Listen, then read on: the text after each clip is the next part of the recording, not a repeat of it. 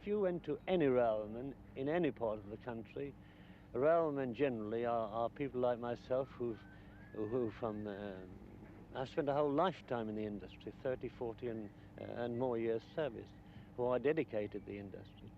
And if you asked any railman, they would all say the same thing. They're absolutely fed up with the way in which British Rail is run. Well, for one thing, I should say, son, if you've got the education, find something better. The railways are not for you. The Beeching principle was that lines must be profitable to stay open. This passenger line from Oakhampton to Exeter is now threatened with almost certain closure. Like many rural communities, the people of Oakhampton are worried about what will happen to their lives if they lose their trains, how they'll visit their relatives in hospital, whether their mail and their newspapers will arrive on time. In this situation, local feeling, right or wrong, is that the closure is the last move in pruning down a service already condemned. The local MP here is Peter Mills. I think that they close down one section, then of course this means to say you've got to close down another section. So we have what I call creeping closures going on all the time. Can you explain to me, as an example, how this has worked in this part of the world? Well, we've had, in this part of the world, yes, well, we've had the Bude line closed first, and then the Howell part, and then the Launceston-Camelford part closed, then the Tavistock section. Well, what does this do? It means when you come back to this present closure proposal, then of course the revenue has dropped very considerably, and they have a better excuse. They can say to the Minister of Transport, well, people don't use this. But of course they don't if you gradually had a sort of creeping closure procedure all along the line.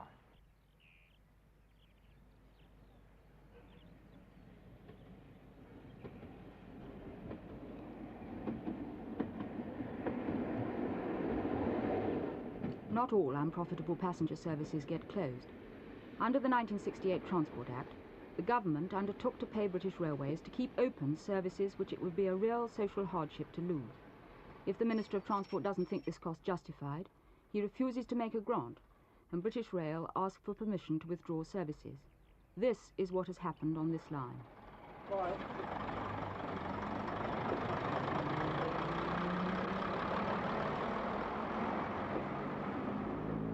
But 70% of all passenger services run at a loss, and British Rail will be paid this year over 60 million to keep them open. But all grants are to be reviewed after 3 years, and no one knows how many will be renewed.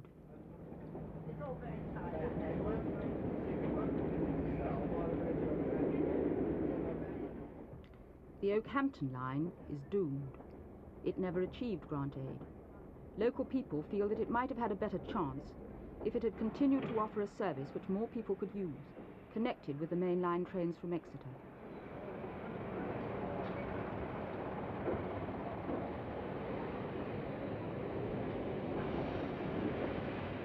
I have been running over this line, this section of line, for this last 27 years, and I feel very bitter about it being closed.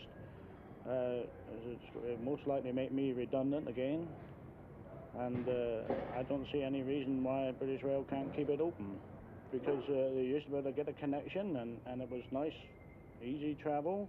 But now today they don't get connections at all. They're just messed about at stations, and they got to wait hours for connections and so forth.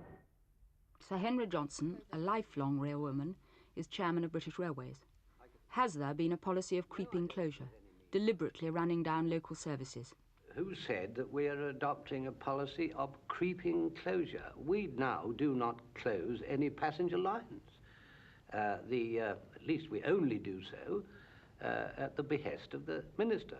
He has all the facts about all the lines.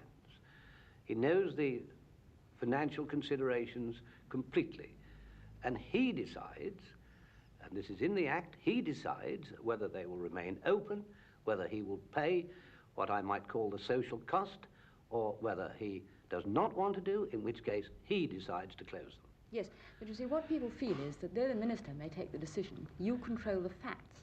For instance, one of the most common criticisms is that on these branch lines, you make connections with mainline trains exceedingly difficult, and indeed have altered the services to be less convenient to passengers. Well, that is quite wrong. Of course we make adjustments in the services. I mean, it's sensible to do so in the light of the situation at any given time. That's a very proper part of our job. But to say that we are deliberately making them bad services or unacceptable services just to get them closed is quite wrong. We do not take that line at all. On the contrary, we do treat them as a commercial business just as much as we do the intercity lines. Richard Marsh was Minister of Transport until last week. Now, Transport has no individual advocate in the Cabinet. Marsh saw the Transport Act become law. Does he now think that grant aid was generous enough?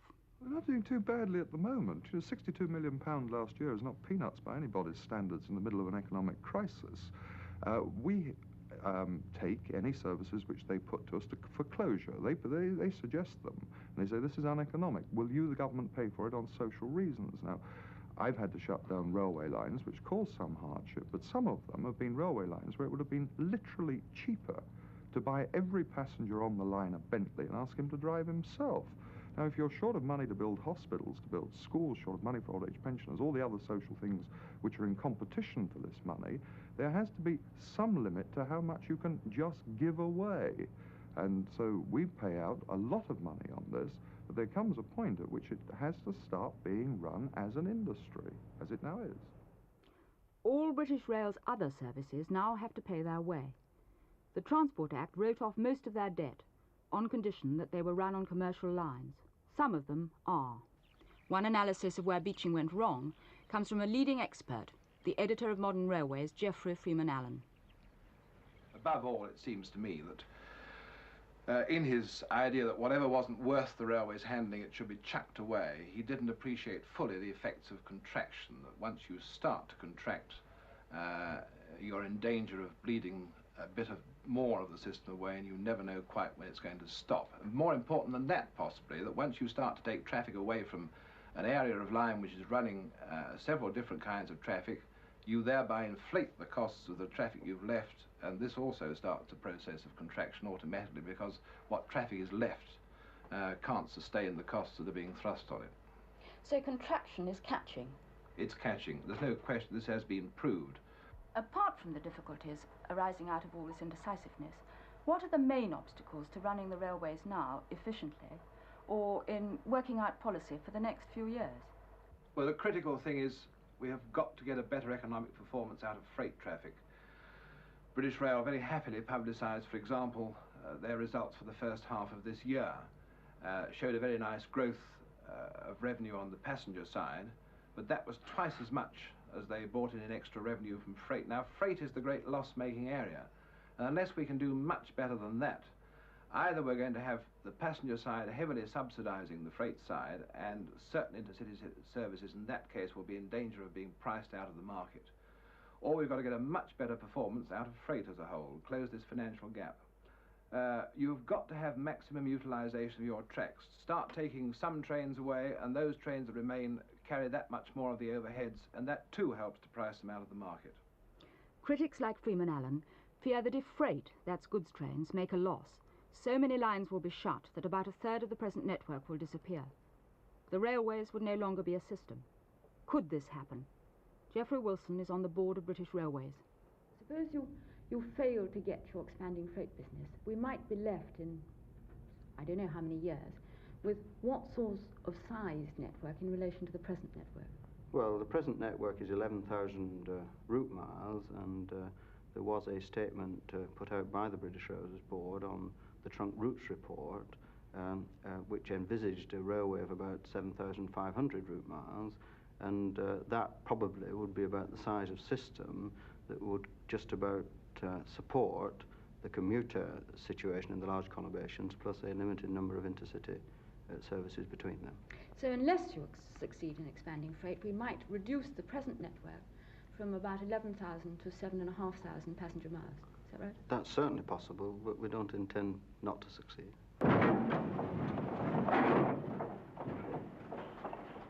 Wagons in need of repair come into a depot like this one in Derby. But no repairs can alter the fact that 300,000 of British Railway's 400,000 wagons were built with a short wheelbase, which makes them unstable at high speeds. Even more have to be individually braked by hand and have axle boxes which suffer chronically from overheating. What are the most important things that go wrong, Mr. Griffiths, that need your attention? Wheel wear and all the running gear, which is the wheels, axle boxes, journals, and the brake work. That is one of the major things on the wagon. The running This is gear. an axle box. That is an axle box, yes. Is it dangerous when a box gets hot? Oh, definitely dangerous. Oh, yeah. What could happen? We could set a fire. Does it? Oh, yes. Oh, yeah. The pad sets a fire where the oil is, you see. And if you're carrying something that's explosive? It's very, very dangerous indeed. We cannot have old-fashioned wagons limited to 45 miles an hour, sharing tracks with express trains of 100 miles an hour and more.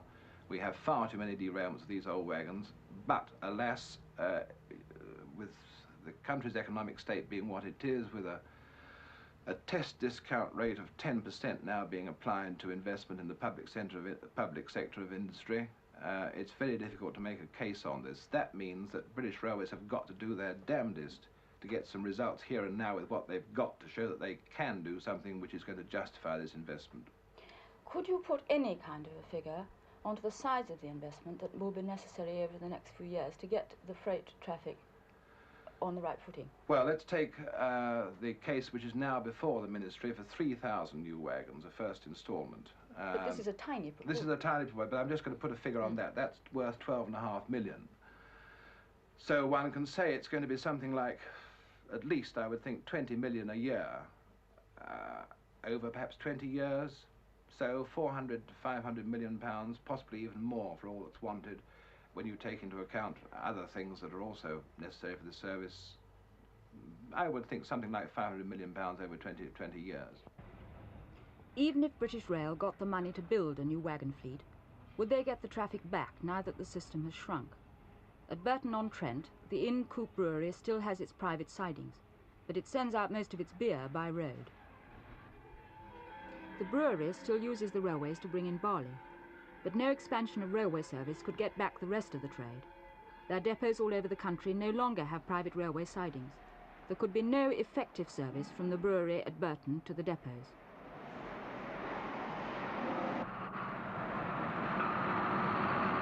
A fleet of lorries does the job. Before the war, 100 wagons a day left the Inn Coop Brewery by rail.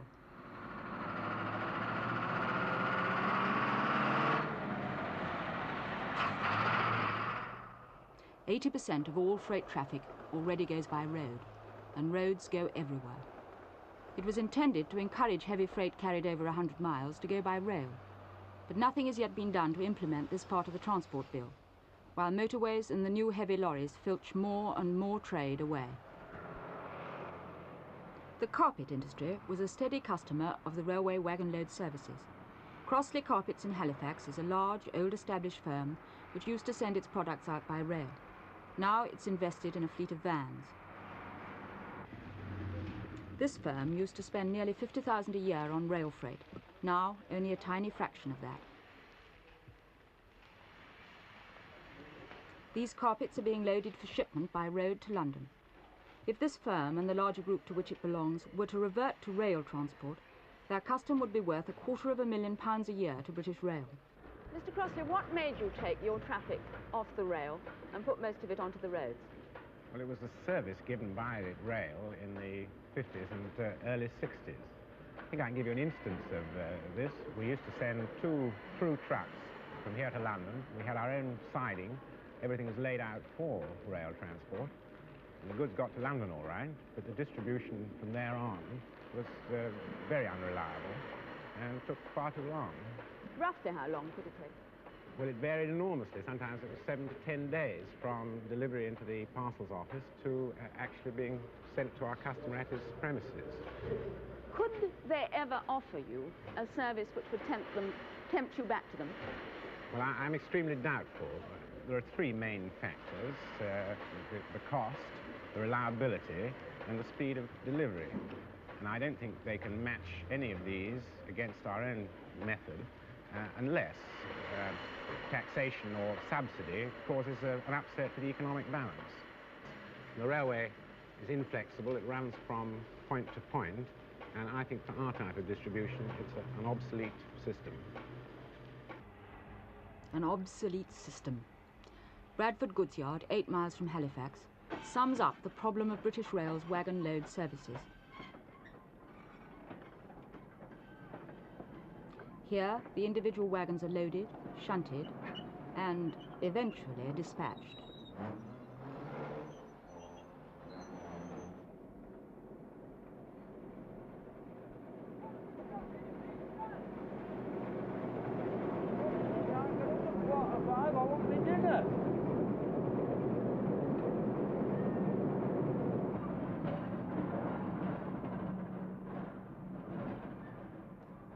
There are still 680 goods yards.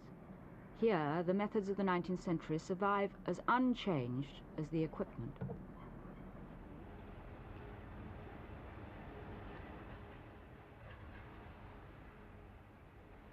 Is there any hope of any money being spent on Bradford Goods Yard?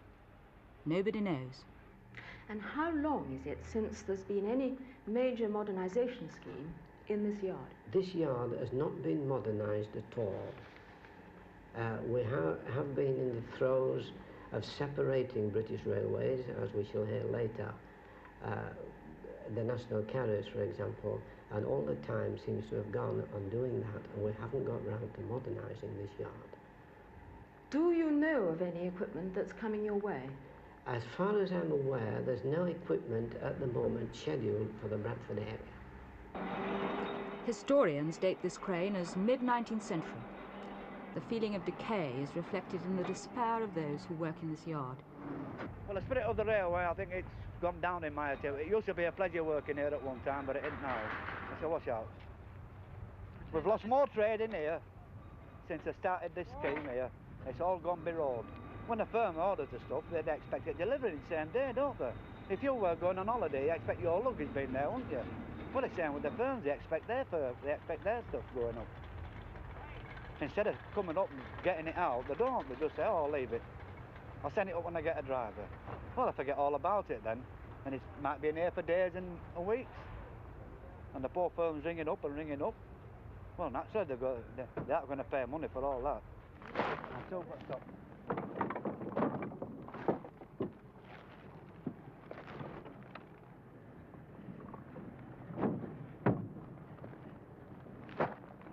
As a customer, could I be sure when my goods were going to arrive? Well, we do our best to get it there as quickly as possible, but at the moment we do not guarantee. So in the past, possibly, this has been a discouragement to customers? Yes, definitely. Why has it not been possible to guarantee things in the past? Well, in view of the various things that may happen, marshalling yards and that type of thing, when the wagon leaves here, it is out of my control, and it goes through various people's control. So you cannot say that one person is entirely responsible. Can British Rail find the money to modernise this vital sector, which is dragging them down? We realise that what we call our wagon load services are not as good as they should be, competitively, and all our planning now is going towards improving those services so that we can be more competitive. And why, in fact, have you decided now to try and expand the wagon load traffic if it doesn't pay? Well, when we say we not only want to expand it, but we want to streamline our system to some extent, reduce our marshalling yards, number of marshalling yards, which are very costly, very probably with fewer terminals, so that A, we can give a cheaper service, and B, give a better service. Now, we think if we can plan on those lines, we shall be competitive and we shall make it pay. In order to do this, you have got to make a very major investment indeed in new wagon stock. Yes, I think that is largely true. Now, under the Transport Act, all your investment must be paid for out of revenue. Yeah. What are the prospects of finding the money for this type of investment on top of everything else you've got to do? That is the problem we are facing now. We expect a surplus this year. We've said so. Indeed, we expect one next year. What we have to face is this overall problem. Can we produce enough revenue? Can we produce a sufficient surplus to enable us to finance the sort of development you've got in mind? You say you're thinking about the problem of whether you will be able to find enough new investment from your own revenue. But if you can't find it, what is it going to mean for the future of the railway network as we now know it? Well, it will depend entirely upon the policy of the government at the time. I'm optimistic about this, but in the event you describe, a decision has to be taken about what sort of railway system this country wants. The major problem that seems to be facing British Rail is that they have been given no clear idea of what will be required of the railways in the long term. Well, I think in part this is some responsibility of British Rail. For a long, long time, and there have been enormous changes within the last 2 years, the whole thing's changed. But for a long, long time in the past, British Rail, like a lot of railway companies around the world, didn't really know themselves how they wanted to run their particular industry. Now, this is probably pretty harsh, but it's true, because when you want to spend vast sums of money, and we've spent thousands of millions of pounds of money on British Rail, you've got to know what you're going to get back for it, where they're going. Now, recently, they've developed new advanced techniques. They've got first-rate people involved. The chairman, the board are fully aware of the difficulty, and they're now beginning to find where they want to go. But the problem's been they haven't known it in the past. They have indicated to us that in order to expand their freight services adequately, they may need more money than they can find in their own pocket. Would the government be prepared to agree to this? Well, they're getting investment approval at the moment, something in the region of £80 million a year. And the government's like anybody else. It's got a limited amount of money to pass around. Now, they have to do one of two things. They have to show the government what the return would be, how much interest you would get, how much profit you would make from that money which the government gives them. If they produce a commercial return on that, then they can get money from the government. You say British Rail are now producing a long-term plan. But whether it is suitable, whether it will work, surely depends on your plans for transport as a whole. Is there a total view of what this country needs in terms of a transport system? There isn't a total view. There's a move towards it. This is something that ought to have been done years ago, because all transport modes, all the different bits, they all interact upon each other, obviously. It would be absurd to be looking at vertical takeoff aircraft 10, 15 years' time, fast intercity transport, without looking at the same time at the advanced passenger train, which is doing exactly the same sort of job. Now, these things are being evaluated together now. But actually, at this moment, money is being spent on both of them. Well, we're going to need both of them. We'll be able to sell both of them. The advanced passenger train is the best of its sort in the world. What we've got to look at is which takes priority over what, and how much priority we give, given, again, that there is limited money available. Aren't you a little bit late to be looking at these things when investment is actually going on? Well, we're a little bit late because people in the past haven't attempted to do it in this way. What we're now doing is an approach which ought to have been started many, many, many years ago. It wasn't, and we paid a high price for it.